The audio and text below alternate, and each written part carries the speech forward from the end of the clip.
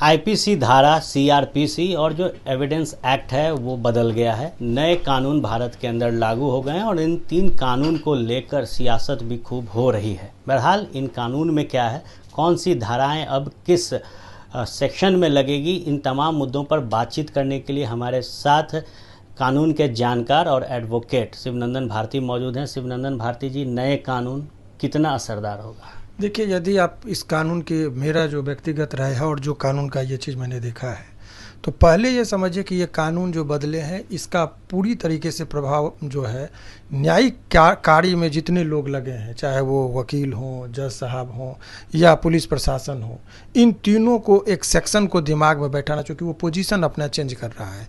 जिस चीज़ को हम लोग पहले में 302 में जैसे मर्डर का पनिशमेंट था, तो अब के परिस्थिति में हम लोग उसको जो पढ़ेंगे तो, और नामांकन पहले चेंज हुआ, उस पर भी हम लोग बात कर लें। देखिए, पहले क्राइम से संबंधित जितने भी चीज़ें को रेगुलेट करती थी, इसके लिए 3 लॉ था, 3 पुस्तक थे, जिसमें आईपीसी था, इंडियन पिनल कोड 1860 में बना था। लॉर्ड माइकले साहब ने इसको लिखा था। उसके बाद इस कानूनी चीज़ में प्रक्रिया चीज़ को समझने के लिए क्रिमिनल प्रोसीजर कोड था, दंड प्रक्रिया संहिता कहते थे, और साक्ष्य में क्या साक्ष्य के तौर पर प्रस्तुत करना है, उसका क्या महत्व है, तो भारतीय साक्ष्य अधिनियम थे। अब वो तीनों चीज़ों को ही परिवर्तन किया गया, नाम पहले बदला गया है। तो सबसे पहले जो भारतीय दंड संहिता था उसका नाम भारतीय न्याय संहिता कर दिया, दंड के जगह पे न्याय रख दिया गया। और दूसरा जो सीआरपीसी जिसके प्रोसीजरल कोड का था, उसमें भारतीय नागरिक सुरक्षा अधिनियम संहिता करके नाम उसका रखा गया 2023, और साक्ष्य अधिनियम को साक्ष्य अधिनियम ही रहने दिया गया। इसके मायने 2 तरीके से देखे जा सकते हैं। चूँकि यहाँ देश के अंदर कुछ भी होता है तो हिंदुस्तान का इमोशन पार्ट को ज़्यादा ध्यान रखा जाता है। एक बातें दिमाग में लेजिस्लेचर और ख़ास करके पॉलिटिक्स और उसके राजनीतिक मायने को बदलने के लिए ये चीज़ें की जाती है कि ये प्योर देसी लॉ है, ऐसा लोगों के बीच में मानना है कि हमारे देश में बना है, हमारे लेजिस्लेचर बना है, पूरा रेडिकल चेंज है, जबकि हकीकत ऐसा कुछ नहीं है। जिस तरीके से इलाहाबाद का नाम प्रयाग रख देने से वहाँ संगम स्थल का जगह नहीं बदल गया, गंगा और यमुना अपनी धाराएं नहीं बदल ली, उसी तरीके का ये केवल नाम में परिवर्तन है, बेसिक चेंज बहुत कम हुआ है। जिसके जो कुछ कानून ऐसा था जो समय के अनुसार वो प्रासंगिक नहीं रह गए थे। कुछ ऐसा था जिसमें मान लीजिए 10 रुपये का फाइन है, तो आज के 10 रुपये का फाइन का क्या महत्व है।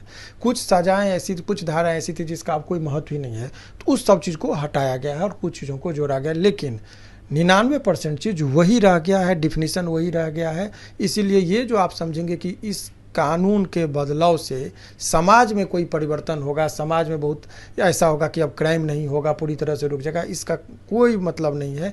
केवल इस कानून के आ जाने से ये हुआ है कि न्यायिक कार्य में जितने लोग लगे हैं, चाहे वो वकील हों, जज हों और पुलिस प्रशासन हो, उन लोगों के लिए एक होमवर्क हो गया कि अब नए धाराओं के अंतर्गत अपराध वही रहेगा, धारा बदल जाएगा। जैसे मैंने आपको उदाहरण दिया कि जैसे 376, तो 376 के अंतर्गत रेप का पनिशमेंट का था, वही धाराएं लगती थी। आज के डेट में यदि कोई रेप का जो अभियुक्त होगा तो उनको धारा 64 के तहत गिरफ्तार करेगा। तो हथकड़ी वही रहेगी, पुलिस वही रहेगा। जो आदमी को कहा जाता क्या है, तो पुलिस जज साहब पूछते थे किस धारा में आपने गिरफ्तार करके लाया है, तो बोलते थे 376, तो हम समझ जाते थे कि भाई रेप का चार्ज है। अब वहाँ पर पुलिस बोलेगा कि 64 में लाया है हुजूर, हम लोग समझ जाएंगे कि ये है। बस वो चीज़ है, न्यायिक कार्य में लोग लगे हैं, उनके लिए एक होमवर्क है। समाज पे इसका बहुत ज़्यादा कोई प्रभाव पड़ने वाला है, ऐसी कोई बातें नहीं। दहेज प्रथा की बात होती है, तो अब दहेज हत्या जब होती है तो कौन सी धाराएं होंगी? देखिए, आपको मैं बेसिक चीज़ जो लोग जानना चाह रहे हैं, जैसे मैंने कहा कि चोरी का 379 था पहले धारा आईपीसी के अंतर्गत, अब उसको 302 का सब सेक्शन 2 है जिसके अंतर्गत चोरी हो गया।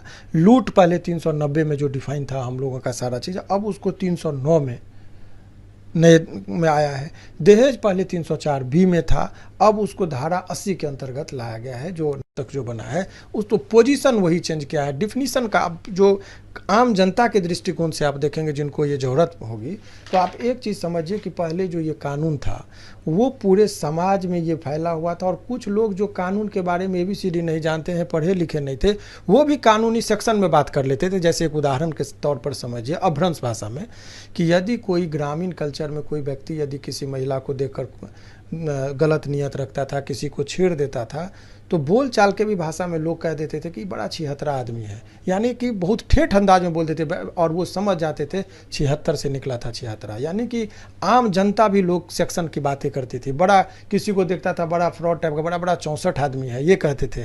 तो ये जो सेक्शन की बातें जो लोग करते थे उन लोगों के लिए चूँकि परंपरा थी, 1860 में जो कानून बना था वो हमारे समाज के नब्ज में पड़ा हुआ था। एक बात ये है।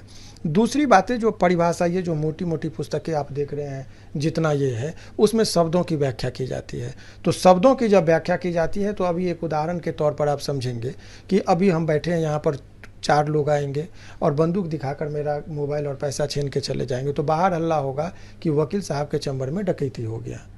लेकिन परिभाषा के मुताबिक यदि डकैती में हम लोग जाएंगे तो डकैती के लिए कम से कम 5 लोगों का होना जरूरी है, तो वो लूट कहलाएगा, डकैती नहीं कहलाएगा। तो वो जो टेक्निकली जो डिफिनीशन है वो वही है, उसमें कहीं कोई परिवर्तन नहीं किया गया है, बस धारा को और नामांकन का परिवर्तन हुआ है। आम जनता के लिए इससे ज़्यादा मुझे नहीं लगता जानने की।